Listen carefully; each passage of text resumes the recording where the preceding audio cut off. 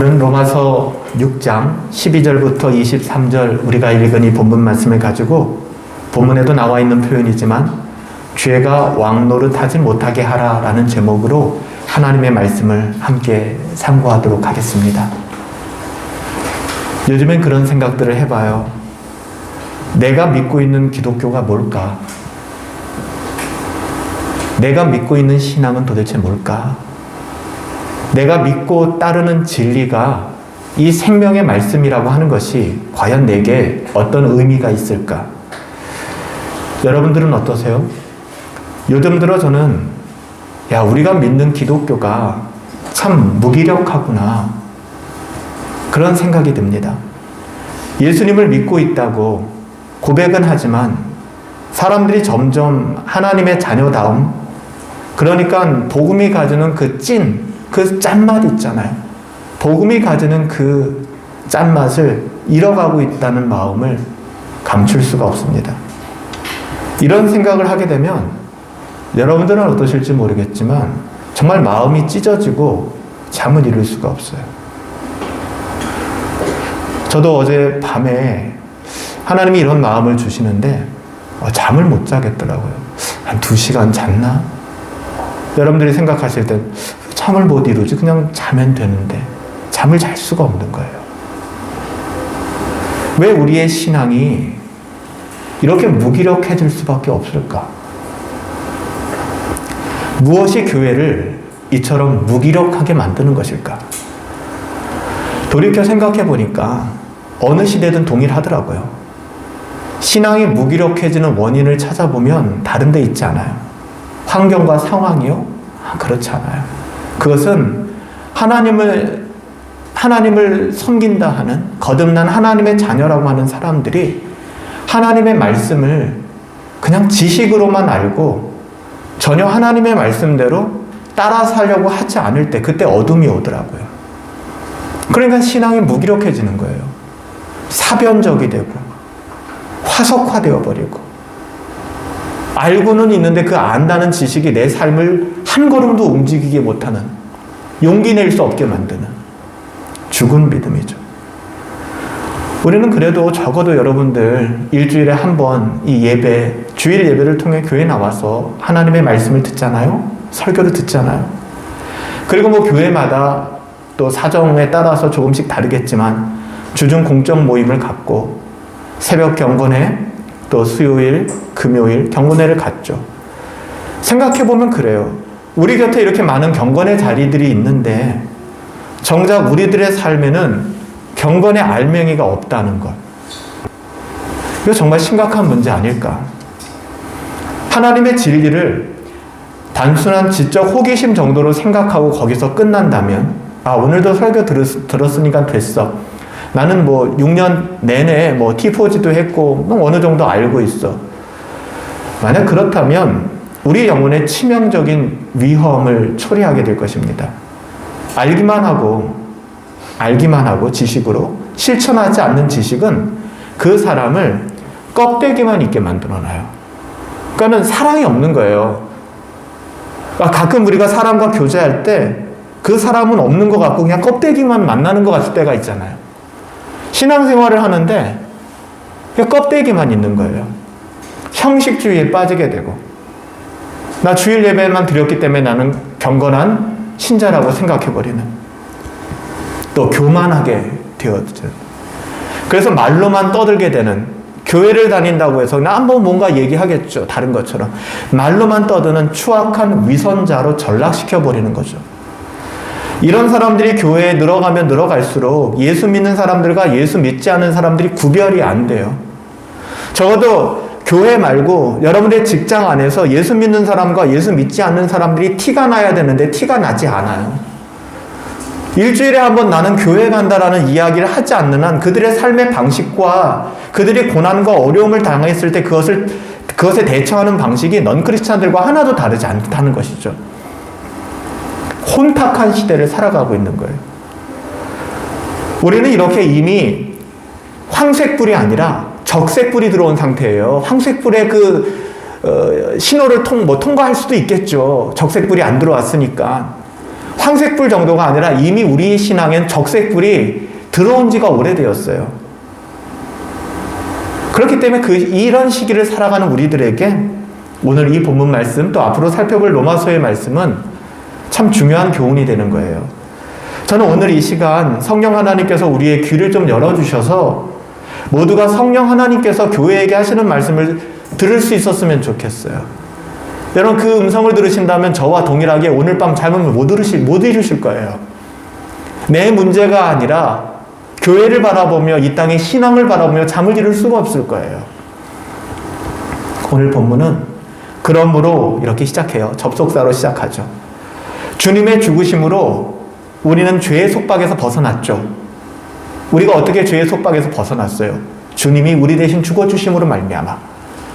또한 주님의 그 죽으심의 권세를 깨고 부활하심으로 말미암아 우리는 하나님의 자녀, 정말 새로운 신분이 되었습니다. 그래서 우리는 더 이상 죄의 지배를 받지 않아요. 하나님의 자녀들은요. 하나님의 자녀들은 죄의 지배를 받을 수가 없어요.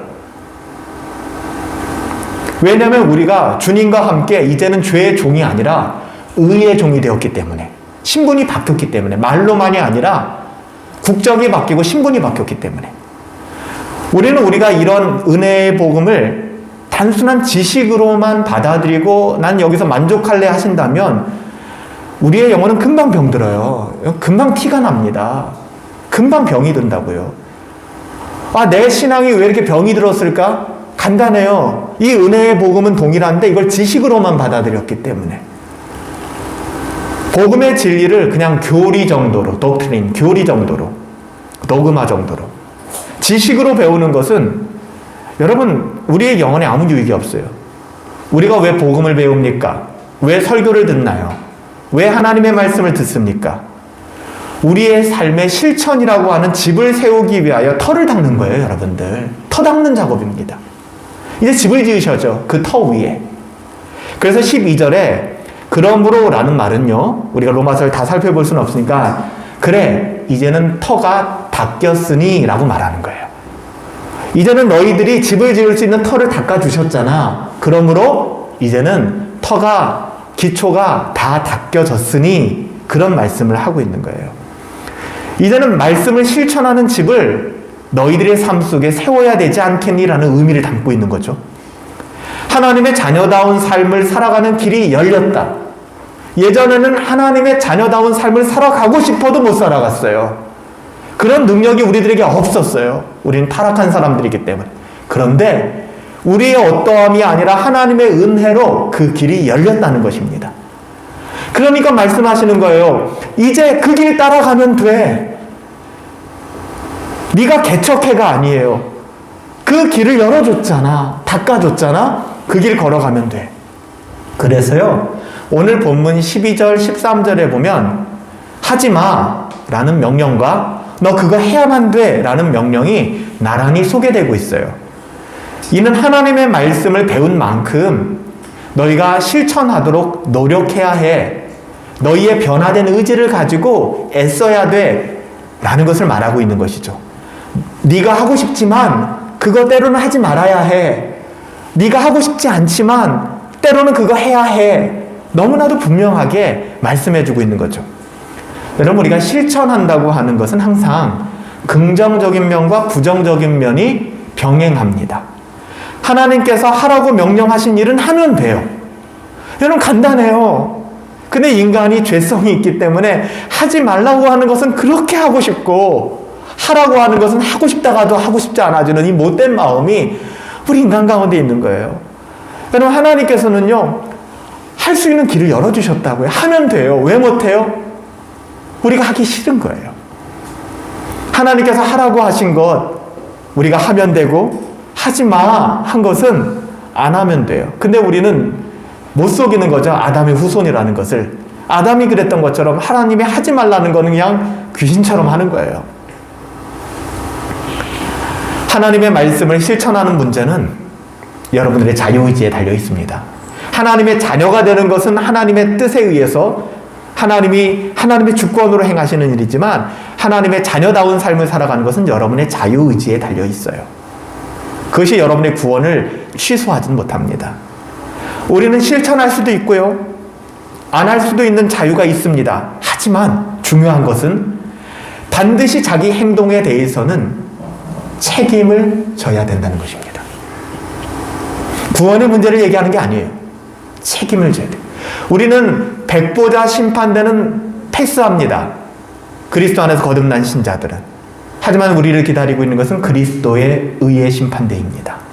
우리가 행한 대로 우리 주님은 갚아주신다라고 분명히 말씀해 주셨어요. 하나님은 우리의 삶을 결산하는 그 순간 반드시 우리에게 책임을 요구하실 겁니다. 우리가 순종할 수 있는 만반의 준비를 하나님 편에서 다 해주셨기 때문에 우리는 변명할 것이 없고 핑계할 것이 없어요. 또한 그 책임을 우리에게 물으시는 것에 대해서 하나님 부당하세요, 당신은 사랑의 하나님입니다 라고 말한다는 것은 하나님의 사랑도 모르고 은혜도 모르는 사람이 하는 말씀이에요. 그럼 한번 생각해 볼까요? 우리의 모든 죄가 용서받은 것은 예수님이 죽으셨기 때문이죠. 우리가 죄와 죽음의 권세를 벗어날 수 있었던 것도 주님이 부활하셨기 때문이에요. 우리의 어떠함이 아닙니다. 어느 것을 보아도 우리가 한 것은 하나도 없습니다. 오직 주의 은혜입니다. 우리는 단지 그것을 믿음으로만 받아들이면 되는, 너무너무 쉬운 거예요. 믿음으로만 받아들이면 돼요.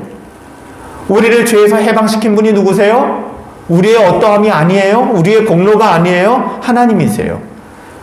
우리로 하여금 지금 죄의 지배를 받지 아니하도록 새로운 자리로 옮겨주시고 성령 하나님께서 우리 안에서 역사하세요. 주의 은혜입니다. 죄라는 놈이 결코 우리 안에서 주인 행세 못하도록, 죄라는 것이 절대로 우리 가운데 왕노릇하지 못하도록 하나님의 자녀라는 신분으로 세워주신 분이 누구세요? 우리가 아니라고요. 하나님이시라고요. 하나님이 다 해주셨어요. 마치 에덴 동산에서 아담에게 다 주셨던 것처럼 우리에게 다 해주셨어요. 이렇게 하나님께서 우리가 순종할 수 있도록 모든 것을 다 준비해 주셨기 때문에 아담에게 동산 중앙에 있는 실과는 따먹지 말아라 하신 그 말씀이 폭력이 아닌 거예요. 만약에 그들이 좀 배고팠더라면, 야, 배고픈 사람들에게 이거 먹지 마, 그럼 폭력이죠. 그런 게 아니라니까요. 그들은 차고 넘쳤어요. 여러분, 우리도 마찬가지예요. 하나님이 모든 것을 다 허락해 주셨는데 그런 우리를 향해서, 얘들아, 하나님의 자녀다운 삶은 이런 거야. 이렇게 살아가야 해. 하지만 이것은 아담의 후손들이, 타락한 인간들이 걸어갔던 길이란다. 이 길은 너희들이 조심해야 돼. 가면 안 돼. 우린 그것을 따라 살아가면 되는 거예요. 여러분, 건강한 가정에서 자녀를 낳아서 키워보신 분들은 잘 알겠지만 일반적으로 부모님들이 자녀들이 성장하는 과정에서 정성껏 온갖 헌신을 아끼지 않죠? 우리 부모님들은 그러셨잖아요. 아이를 위해서 아이들이 필요한 것이라면 내가 먹지 못해도, 내가 좀 힘들어도 아이를 위해서는 정말 그렇게 쏟아붓는 것이 부모들의 마음입니다. 그리고 경건한 부모들은 그렇게 자녀들에게 모든 것을 쏟아 놓으시면서 이 아이가 커갈 때 하나님의 자녀다운 삶을 살아갈 것을 요구하죠. 얘야, 양보하렴. 얘야, 용서하렴. 얘야, 너무나 자기 것만을 위해 살지 말렴. 얘야, 1등 하는 것이 인생의 성공이 아니란다. 돈을 많이 버는 것만이 성공이 아니란다. 그렇게 살아가서는 안 된다. 경건한 부모님들이라면 이 아이들이 커가면서 하나님의 경건함을, 하나님의 자녀다움을 요구할 겁니다. 근데 그게 다 그 뜻대로 됩니까? 안 그래요. 하나님의 자녀다운 법을 살아가기를 부모들은 간절히 원하지만, 그리고 모든 것을 다 쏟아놓지만 이후에 이 아이가 부모 품을 떠나서 하나님의 자녀다운 삶을 살 수도 있고 아니면은 그렇지 않은 삶을 살 수도 있고, 이것은 그의 자유에 달린 것입니다.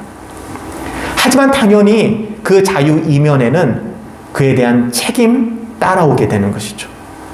어쩌면 그에게 필요한 모든 것을 부모가 다 해주었어도 아이가 부모의 기대와 소망에 응하지 못한다면 부모의 마음이 어떨까요? 정말 어저께가 어버이날, 어머니의 날이었는데, 여러분들이 부모님들을 생각할 때의 마음이 어떤 거예요? 부모님들이 뭘 원하실까요? 경건한 부모님들은 실망할 거예요. 내가 얘 이러라고 학원 보내고, 이러라고 좋은 대학 보내고, 이러라고 좋은 기업 들어가게 한 거 아닌데 왜 얘는 자기밖에 모르지? 왜 자기 인생, 자기 쾌락에 그렇게 살아가는 것밖에 모르지? 왜 하나님을 더 멀리 떠나가는 것일까? 부모님들은 많이 실망할 거예요. 여러분, 이것을 안다면, 부모님을 그리고 사랑한다면 자녀들은 비록 자신이 조금 힘든 한이 있더라도, 억울한 삶이 있더라도, 실수하고 넘어지더라도 결국 부모님의 기대로 돌아오게 될 거예요. 어거스틴처럼 하나님의 자녀답게 살아가기를 포기하지 않을 겁니다. 그 부모님의 사랑을 안다면, 대응낭독하지 않는다면. 어쩌면 이것이 자기를 위해 수고한 부모님을 향한 도리 아닐까요? 어저께 어버이날을 어떻게 보내셨는지 모르겠지만 여러분들이 경건하게 그리고 가치 있는 삶을 살아가고 있다면, 건강한 삶을 살아가고 있다면 그거보다 더한 효도가 어디 있겠습니까? 물론 이것과 비교할 것도 없죠. 비교할 수도 없지만 하나님이 우리에게 말씀하시는 것도 여러분 이와 비슷해요. 여러분이 하나님의 사랑을 알고 있다면, 하나님의 그 깊은 은혜를 알고 있다면, 주님이 우리를 위해서 죽으신 그 끔찍한 사랑을 알고 있다면 어찌 우리가 그 하나님의 마음을 거스려서 살아갈 수 있단 말입니까? 하나님 말씀하시잖아요. 내가 너를 위해 다 준비했잖아. 이제 걸음을 떼어보렴. 죽지 않아. 괜찮아. 이 세상이 전부가 아니야. 두렵지? 아니야. 이것 때문에 내 인생이 망가지지 않아. 내가 내게 가르쳐준 그 길로 너는 걸어가야 된단다. 믿음 잃으면 안 돼. 믿음으로 그 길 걸어가야 해. 이렇게 말씀하시는 하나님 앞에 우리는 믿음으로 순종해야 합니다. 다른 그 무엇이 아니라 바로 이런 우리의 믿음이 하나님을 기쁘시게 하는 거예요. 여러분들이 직분자가 되었다고, 여러분들 돈을 많이 벌었다고, 여러분들이 수많은 사람을 전도했다고가 아니라, 교회에 데리고 앉혀놨다고가 아니라, 여러분이 정말 하나님의 말씀에 순종하고 하나님의 뜻대로 살아갈 때 하나님 기뻐하신다고 성경은 증언하잖아요. 그래서 오늘 본문에 그러므로 이렇게 시작하는 거예요. 참으로 중요하고 진지한 의미가 이 접속사 하나, 그러므로. 이게 뭐예요? 그러므로, 그렇기 때문에 죄로 왕노릇하게 하게 해서는 안 돼라고 얘기하는 거예요. 하나님이 너희들에게 다 해주셨잖아. 그 사랑 알잖아. 우리가 사회복지단체나 이런 데에서 좀 결손가정이라든지 비행청소년들 우리가 저기 할 때, 그렇지 않아. 부모님들의 마음은 그렇지 않아. 네가 부모님을 오해한 거야. 부모님이 너를 얼마나 사랑하는데 돌아와 라고 얘기를 해주잖아요. 그것과 비교할 수 없는, 그래요, 그 부모님은 아이를 학대했을 수도 있고 인간의 연약함으로 어려움을 줬을 수도 있어요. 근데 우리 하나님은 아니시잖아요. 완전하신 하나님께서 우리에게 하나님의 사랑을 베풀어 주셨는데 그걸 알지 않느냐. 그렇기 때문에 그렇다면 죄로 왕노릇하게 해서는 안 돼 라고 얘기하는 거예요. 사도 바울은 먼저 하나님의 자녀들이 해서는 안 될 것을 증언하죠.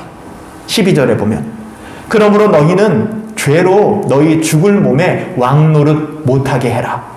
몸의 사욕, 먹고 싶고 보암직도 하고 먹음직도 하고 또 지혜롭게 할 만큼 탐스럽기도 한 그 모든 것들, 몸의 사욕에 순종하지 말아라. 그렇게 살아가면 안 된다. 불편하죠. 불편을 감내하고서라도 또한 너희 지체라고 하는 것은 팔다리뿐만 아니라 우리의 마음까지도 불의의 병기, 불의를 발사하는 화살이 되어서는 안 돼. 너희의 지체, 너희의 몸뚱아리를 통해서, 너희의 걸음걸이를 통해서 하나님의 은혜가 드러나야 돼. 죄의 병기로 들이지 말아라. 죄가 우리의 몸을 지배하도록 내버려두지 말라는 겁니다. 여러분들 방치하지 말라는 거예요. 만약 우리가 그렇게 하면 어떻게 됩니까? 악한 정욕이라는 놈이 우리를 잡아먹어요. 그래서 그냥 정욕 덩어리, 내가 하고 싶은 대로, 내가 원하는 대로 죄성을 마구마구 풍기면서 살아가는 거예요. 만약에 그렇게 살아가신다면 결국 우리의 지체를 죄의 병기로 내어주는 거예요. 여러분의 손다리, 팔, 마음, 이 모든 것들을 죄를 위해 드리게 되는 것이죠. 우리 지체를 불의의 병기로 주지 말라는 하나님의 명령에 순종하기 위해서는요, 우리가 세 가지 사실을 좀 알아둘 필요가 있어요. 첫 번째 뭐냐? 죄는 여전히 살아있다는 사실이에요. 죄를 간과하지 마세요. 죄는요, 지금도 우는 사자와 같이 삼킬 자를 두루 찾고 있어요, 여러분들. 가만히 있으면 인간은 중간이나 갈까요? 인간은 죄를 지어요. 죄는 여전히 살아있어요. 여러분, 우리가 죄에 대해서 죽었죠? 우리가 죄에 대해서 죽었잖아요. 여러분, 우리가 죄에 대해서 죽었지, 죄가 우리에 대하여 죽은 게 아니에요. 죄는 있다니까요, 그대로. 예수님이 십자가에서 죽으실 때 우리도 함께 죽었기 때문에 죄는 더 이상 우리를 지배할 수 없어요. 그렇다고 해서 죄의 힘이 사라졌거나 죄의 행동이 멈추었다라고 생각하면 여러분 그건 큰 오산이 적을 모르는 거예요. 적을. 그러니까 맨날 지는 거예요. 죄는 여전히 활동하고 있습니다. 우는 사자처럼. 그 힘은요 지금도 강력하고요 이 세상을 끔찍한 악의 소굴로 우리를 죄를 만들어내는 양산해내는 공장으로 바꿀 만큼 강력한 거예요. 믿지 마세요. 우리가 죄에 대해서 죽었다라고 고백하지만 죄는 여전히 우리 주변에 있고요. 우리는 죄의 실체를 똑바로 정면으로 쳐다볼 수 있어야 됩니다. 두 번째, 죄가 우리의 몸에 아직 자리 잡고 있다는 사실을 알고 계세요? 오늘 본문에서 죽을 몸, 이 죽을 몸이라는 게 뭐예요? 우리가 육신을 말하잖아요. 우리는 죽어서 흙으로 돌아갈 육체. 우리의 몸, 영어 성경에 보면 body. 13절은 이것을 지체, 사지, 지체를 얘기하는 것이죠. 그럼 왜 자꾸 몸을 거론하는 것일까요? 우리가 거듭났잖아요. 다시 태어났잖아요. 죽고 다시 태어났잖아요. 우리 몸뚱아리가 죽었나요? 예수 믿고 여러분 죽으셨어요? 우리의 영혼이 죽고 다시 살아난 겁니다. 즉 거듭난 것은 우리의 영혼이지 몸이 아니에요. 따라서 이 몸뚱아리, 이 사망의 몸은요 여전히 죄를 탐닉하고 그래서 우리는 혼란스러운 시대를 살아가게 되는 거예요. 몸은 죄를 원하고 영은 거기에 동의할 수가 없는 거예요.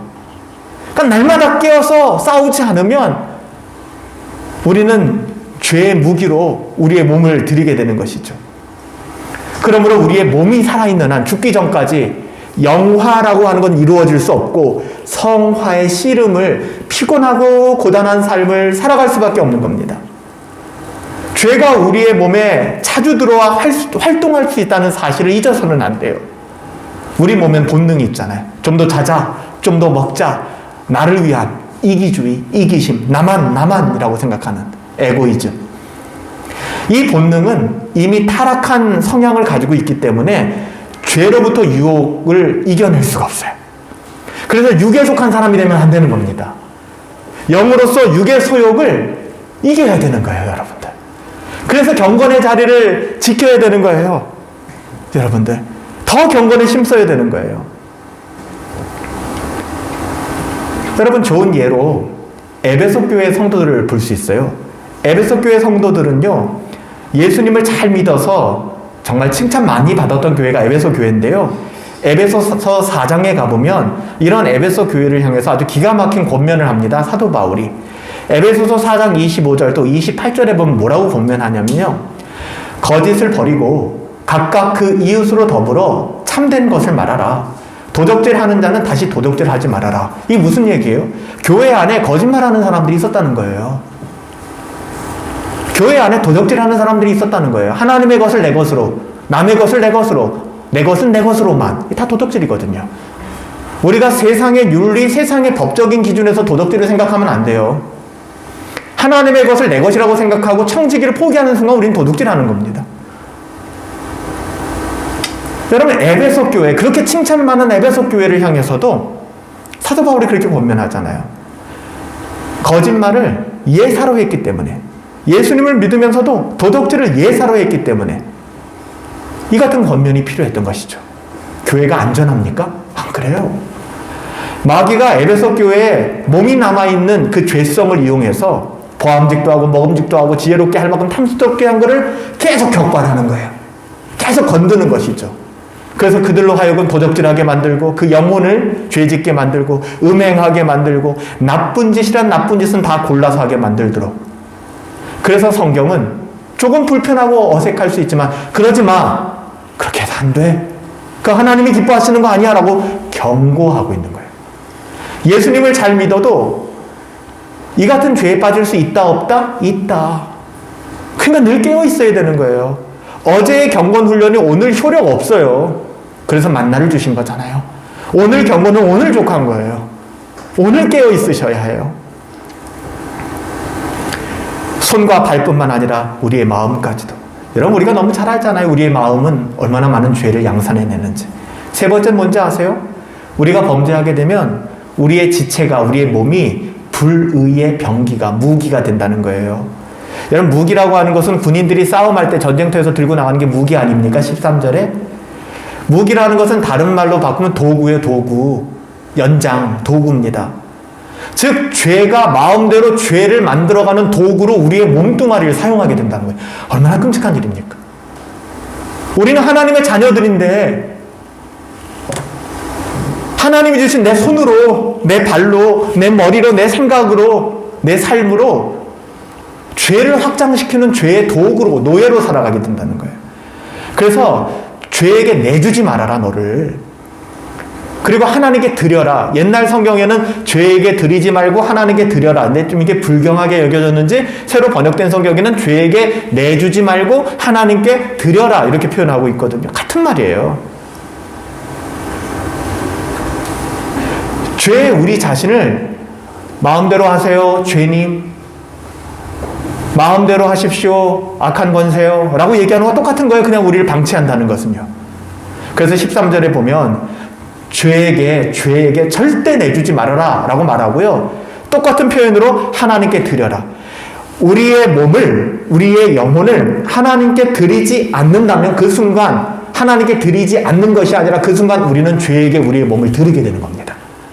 여러분, 불을 꺼보세요. 빛이 물러간다고 하는 것은 어둠이 임한다는 거예요.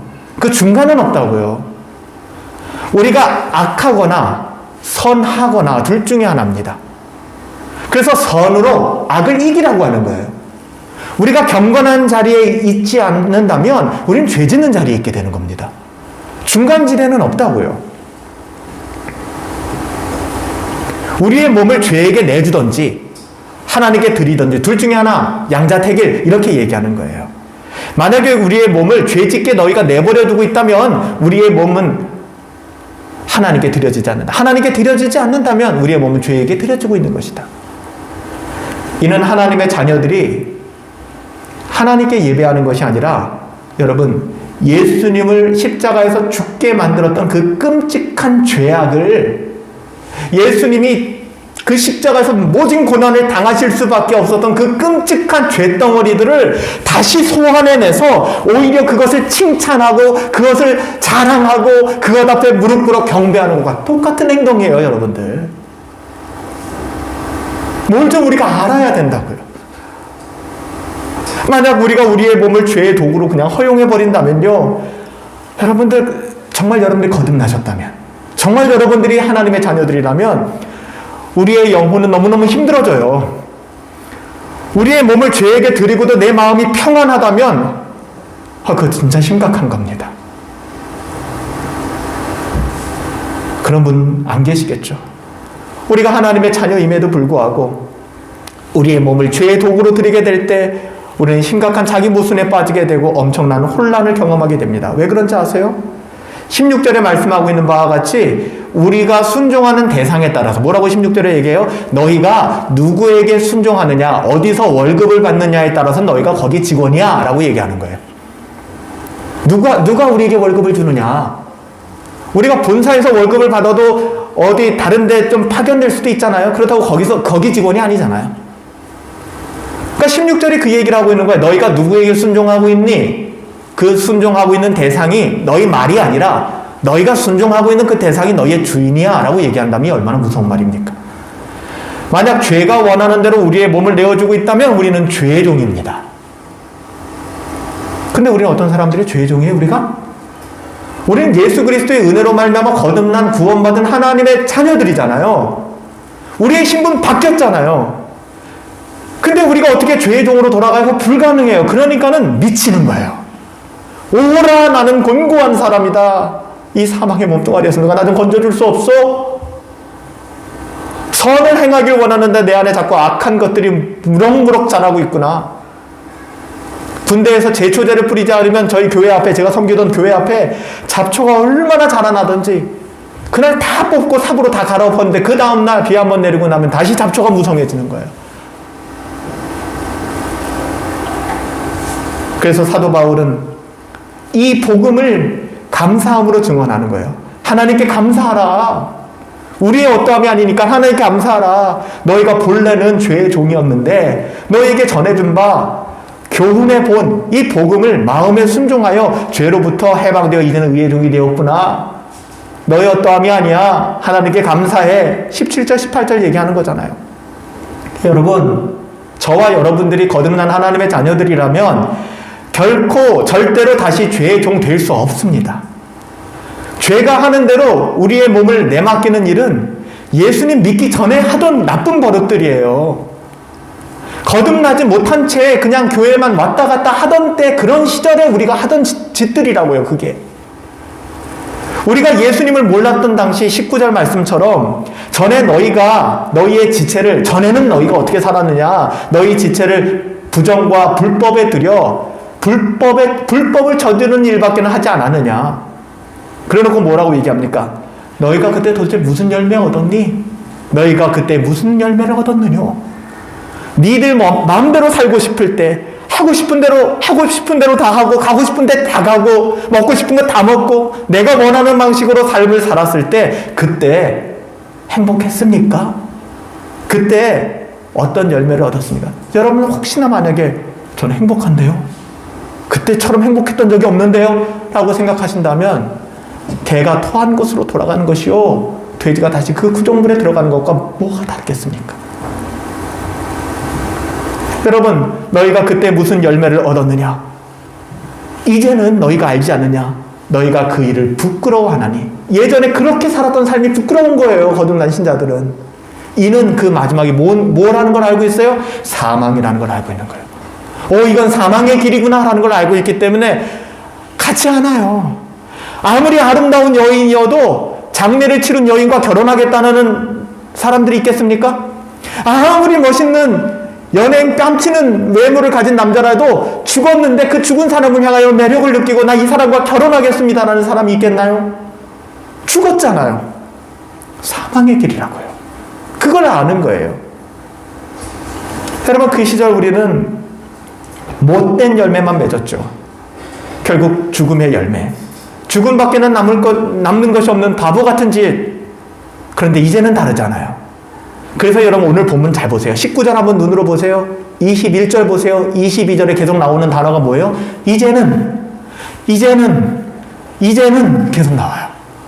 19절 보실까요? 이제는 너희 지체를 의에게 종으로 내어주어 거룩함에 이르라. 경건하게 살아가라. 지금 우리는 의의 종이 되었잖아요. 21절 보실까요? 이제는 너희가 그 일을 부끄러워하나니 이는 그 마지막이 사망이 있지 않느냐.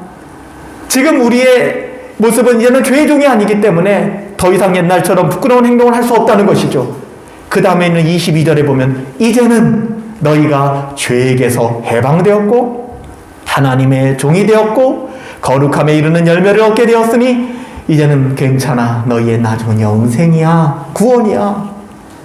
우리는 지금 거룩한 삶을 살아야 하는 위치에 놓여져 있어요.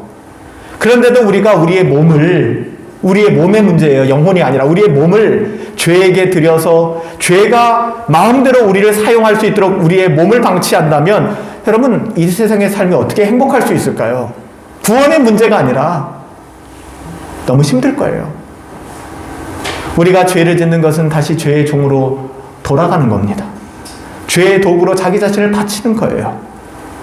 이것은 우리를 구원하신 하나님의 뜻을 정면으로 대적하는 것이고요. 하나님의 마음을 후벼파는 것이고, 여러분들 고난주간 때마다 마음 아파하시는 것처럼 그 예수님의 손에 다시 못을 박는 거예요. 가시면류관을 씌우며 유대인의 왕이요 조롱하고 자색옷을 입히고 경배하고 빨리 죽으라고 창으로 옆구리를 찔러서 물을 쏟아내는 똑같은 행위를 반복하는 거예요. 당신 죽음으로 내가 구원받았으니까 좀 죽어주시죠. 여러분 데살로니가 전서 4장 3절에 그래서 우리를 향해서 하나님의 뜻은 이것이니 뭘까요? 너희의 거룩함이라. 경건하게 살아가라는 겁니다. 하나님은 우리를 거룩하게 하시려고 구원하셨어요. 우리를 왜 구원하셨다고요? 하나님의 자녀다운 삶을 살아가게 하기 위하여. 경건을 추구하며 하나님의 자녀다운 삶으로 선한 청지기로 맡겨주신 일에 그 역할을 감당하라고 우리를 구원하신 것입니다. 우리가 하나님의 은혜와 사랑 그리고 하나님의 엄중한 그 뜻을 깨닫게 된다면 결코 함부로 습관처럼 죄를 지을 수 없을 거예요. 여러분 죄악 중에 제일 무서운 게 뭔지 아세요? 거짓말입니다. 거짓말은 죄악이에요. 하얀 거짓말, 검은 거짓말 그런 거 없어요, 여러분들. 악은 그 모양이라도 버리세요. 불행하게도 소위 하나님의 자녀라고 하는 사람들이 거짓말을 공공연하게 하는 것을 보게 돼요. 절대 안 됩니다, 여러분. 부모님에게 거짓말하지 마세요. 서로 거짓말하지 마세요. 목회자에게 거짓말하지 마세요, 여러분들. 거짓말하는 자기의 입을 죄의 도구로 바치고 살아가는 거라고요, 여러분들. 거짓말해서는 안 돼요. 성경을 보면 거짓은 다른 죄와 구별되는 특징이 있어서 제가 거짓말을 얘기하는 거예요. 마귀가 하와를 속였던 그 첫 번째 범죄 아시죠? 그때 사용했던 무기가 뭔지 아세요? 거짓말이에요. 그게 거짓말이었어요. 마귀는 하와를 유혹할 때 거짓말했어요. 절대 죽지 않을 거야. 거짓말한 거 우리가 잘 알고 있잖아요. 그러므로 예수님 뭐라고 말씀하셨는지 아세요? 요한복음 8장 44절에 기가 막힌 말씀을 하셨어요. 거짓말을 할 때에는 제 것으로 말하나니. 거짓말을 하는 것이 마귀의 본성. 거짓말을 하는 것은 마귀처럼 말하나니 이런 뜻입니다. 여러분, 거짓말은 마귀의 트레이드마크입니다. TM, 트레이드마크예요. 마귀 하면 거짓말, 속이는 자. 그렇기 때문에 세상 사람들을 보고 마귀의 자식이다 라고 말할 때 그 이면은 거짓말쟁이, 속이는 자, 그게 들어있는 거예요. 로마서 3장 4절에 사람은 거짓되되 사람은 거짓말을 하되 오직 하나님은 참되시도다. 우리는 하나님의 자녀잖아요. 뭘 따라가야 될까요? 하나님과 사람을 딱 잘라서 한마디로 구별하면 세상은 다 거짓말장이요 반면에 하나님은 진실한 분이다. 우리가 거짓말을 하면 마귀의 자식으로 돌아가는 것입니다.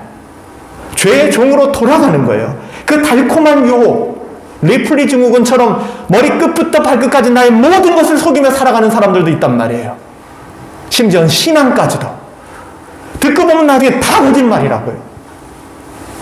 거짓말하는 입을 죄의 도구로 내어주기 때문에 그는 그의 인생을 마귀의 대변인으로 살아가는 것이죠. 여러분, 우리는 결코 죄의 종이 아니잖아요. 새로운 사람으로 살아가야 될 의무가 우리 모두에게 있잖아요. 우리의 몸을 의의 병기로 들이십시다.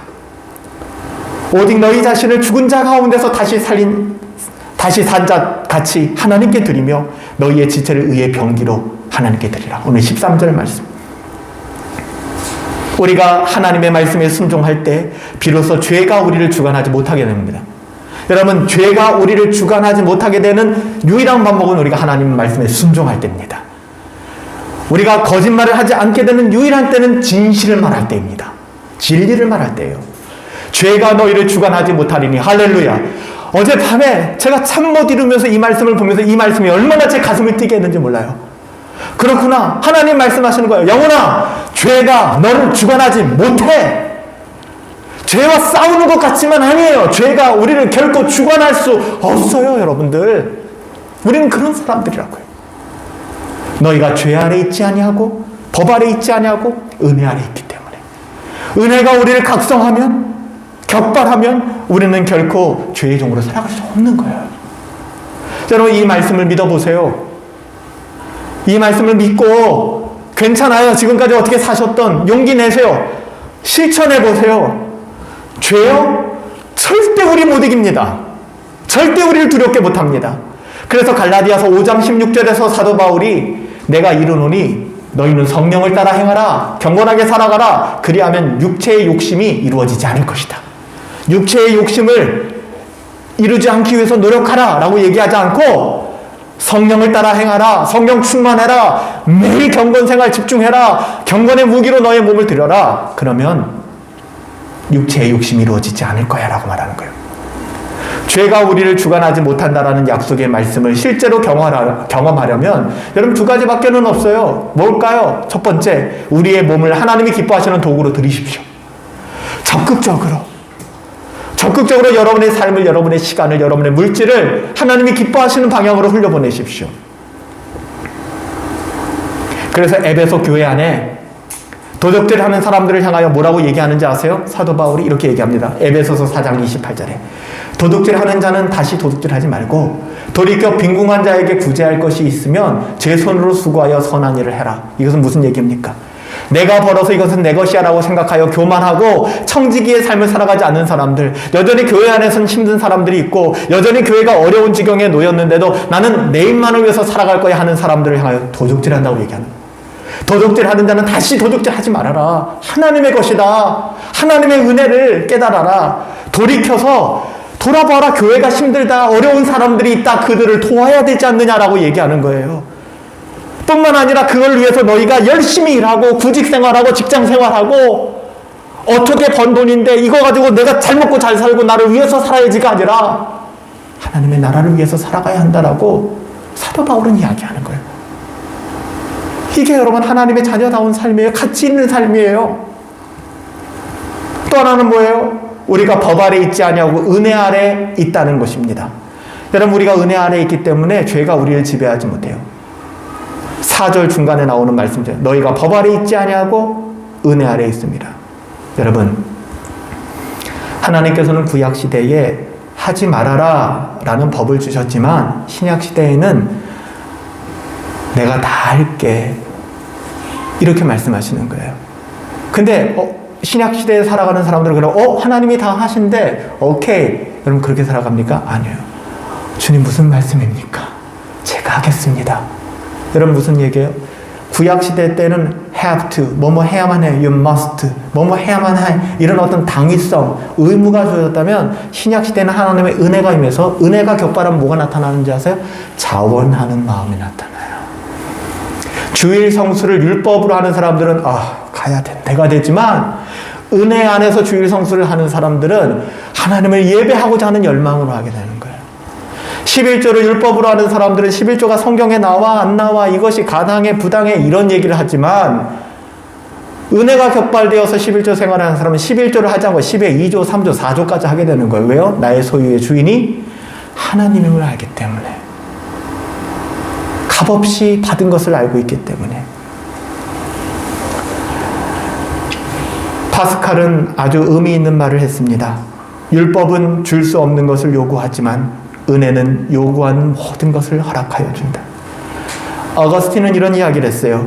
우리는 하나님을 사랑하는 자유밖에는 없다. 하나님이 우리에게 자유를 주셨는데 그 자유는 하나님을 사랑하는 자유. 여러분 혹시 이것이 여러분들을 얽매이는 부당한 폭력이라고 생각하세요? 어거스틴 뭐라고 얘기해요? 내가 경건 생활을 하게 되고 내가 하나님을 믿고 하나님께서 내게 주신 수많은 오늘 10계명 내 마음과 뜻과 정성과 힘을 다하여 목숨을 다하여 하나님을 사랑하고 내 이웃을 내 몸같이 사랑하라는 이 말씀이 어떤 규율로 들리는 것이 아니라 나에게는 자유가 있으니 하나님을 사랑할 수 있는 자유가 생겼구나. 예전에 거듭나기 전에는 이런 자유가 없었어요. 우리는 하나님 뜻대로 못 살았어요. 살 수가 없었어요. 근데 우리가 거듭난 이후에는 드디어 하나님의 뜻대로 살 수 있는 능력이 생겼어요. 그 길이 열렸다는 것입니다. 그래서 15절에 이야기하는 거죠. 우리가 법 아래 있지 아니하고 은혜 아래 있지 않느냐. 그렇기 때문에 너희가 죄를 짓겠니? 묻는 거예요. 죄를 지으리요? 답도 같이 나오죠. 그럴 수 없느니라. 여러분 은혜 안에 살아가는 사람, 하나님의 은혜를 진짜 아는 사람은요 진짜 강력합니다. 죄가 덤빌 때 도망가지 않아요. 은혜가 충만한 영혼은 기꺼이 죄와 맞부딪혀 싸웁니다. 죄가 거짓말을 하도록 유혹할 때 거짓말이 얼마나 달콤해요. 정면으로 맞서시기 바랍니다. 야고보서 4장 7절에 뭐라고 얘기해요? 마귀 대적하라. 그리하면 너희를 피할 것이다. 법 그 하나밖에 없어요. 여러분들 정면 승부를 거세요. 적당하게 이거는 내가 어쩔 수 없는 상황이야. 그런 연약한 소리 하지 마세요. 죄에 대하여 죽고 하나님께 대하여 산 자는 마귀가 함부로 할 수 없어요. 우리는 하나님의 자녀들이에요. 하나님 앞에 말씀과 기도로 엎드리세요. 이게 뭐예요? 예배입니다. 매일매일 예배하는 삶을 사세요. 그리고 예배를 지켜나가십시오. 마지막으로 제가 한 분을 소개합니다. 사도 요한의 제자인 폴리캅. 여러분 아시나요? 사도 요한의 제자였어요. 복음을 전하다가 그가 체포되어서 끌려갔습니다. 제가 터키를 방문했을 때 에베소 교회 인근에 있는 차로 한 2시간 정도만 가면 되는 곳이에요. 이즈미르라고 하는 터키의 지중해에 있는 굉장히 아름다운 도시가 있어요. 여기 가면 폴리캅 기념교회라는 곳이 있습니다. 여기서 이제 폴리갑이 목회를 했죠. 여기서 목회를 하다가 그가 복음을 전한다는 이유로 체포되어집니다. 재판장은 폴리갑에게 아주 유명한 말을 하죠. 예수를 욕하고 부정하고 모른다고 하면 죄를 묻지 않고 너를 석방시켜 주겠다. 폴리갑은 그때 웃으며 이렇게 이야기했습니다. 담대하게.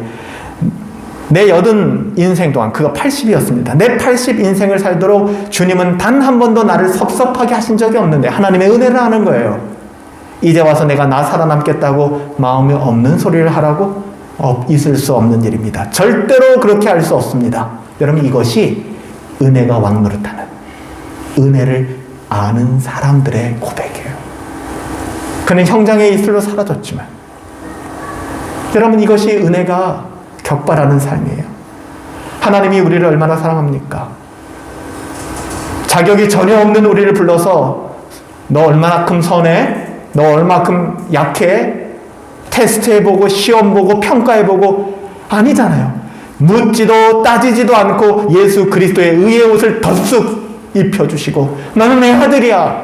여러분, 자격 있어요 우리가? 없잖아. 가끔 우리가 넘어질 때도 있고 못된 짓 할 때도 있지만 하나님은 우리를 끝까지 버리지 않잖아요. 그런 주님을 우리가 어떻게 배신해요? 어떻게 지금 잠깐 달콤하다고 내 자신의 만족과 유익을 위하여 내 몸을 죄의 병기로 드릴 수 있어요? 그게 어떻게 가능하죠? 내가 손해를 보아도 좋아. 아무리 손해를 보아도 주님이 좋아하시지 않기 때문에 나는 그 길 걸을 수 없어. 난 주님 때문에 살아가는 사람이야. 난 주님 때문에 구원받았어. 여러분, 이것을 깨닫고 죄에 대항하여 끝까지 양보하지 않는 사람이 은혜를 하는 사람이에요. 은혜는 강합니다. 은혜는 강해요. 은혜는 사람을 변화시키지 않습니까? 레미제라블 봐도 여러분 아시잖아요. 눈에는 눈, 이에는 이. 여러분들이 생각하는 그런 법칙이 사람을 변화시킵니까? 그렇지 않잖아요. 오히려 레미제라블을 보면 그 변화되는 과정들을 보면 은혜가 어떤 역할을 하는지 우리가 배우게 되지 않습니까? 사랑하는 허브 가족 여러분, 오늘 본문의 14절 말씀은 부디 외워두세요. 죄가 너희를 주관하지 못하리니 이는 너희가 법 아래 있지 아니하고 은혜 아래 있음이라. 이 말씀이 무엇을 의미하는지 아신다면 여러분의 삶은 바뀔 것입니다. 하나님의 말씀은 언제나 옳습니다. 우리는 이제 죄의 종이 아니잖아요. 절대로 죄가 우리를 주관해서는 안 됩니다. 우리 함께 우리 자신을 하나님의 영광을 위하여 거룩하게, 구별되게, 경건하게 그리 살아가실 수 있게 되기를 예수님의 이름으로 축복합니다. 우리 같이 한번 이 시간 잠깐 기도하는 시간을 좀 가집시다. 살아계신 하나님께 오늘 말씀을 통해서 아픔이 있다면 하나님, 내 아픔을 보십시오. 나를 다시 한번 돌이켜주시고 하나님의 자녀답지 못하게 살았던 나의 과거들과 지금의 모습들을 회개합니다. 다시 한번 내 마음을 주님께서 주관하여 주셔서 우리가 죄가 왕노릇하는 인생이 아니라 은혜가 왕노릇하며 선에게 우리가 모든 것을 내어주어서 악을 이길 수 있는 경건한 삶. 아마 오늘 이 메시지를 통해서 우리 여러분들 한 사람 한 사람에게 하나님이 어떤 마음을 주시는지 저는 잘 알 수 없지만 우리 교회에 또 이 시대에 동일한 메시지를 주시는 점 믿어요. 우리는 하나님의 자녀들이잖아요. 비록 환경과 상황은 다르지만요, 바뀐 건 하나도 없다고요. 우리 이 시간 잠깐 우리 자신을 위해서 또 공동체를 위해서 오늘 말씀을 붙잡고 잠깐만 우리 하나님만 바라봐요. 하나님은 언제나 오르세요. 은혜는 강력합니다. 우리 하나님의 은혜를 구하시면서 잠시만 우리 마음을 털어놓고 주님께 고백합시다. 기도하겠습니다. 살아계신 아버지 하나님 감사합니다. 주의 마음을 아버지 하나님 우리가 왜 이렇게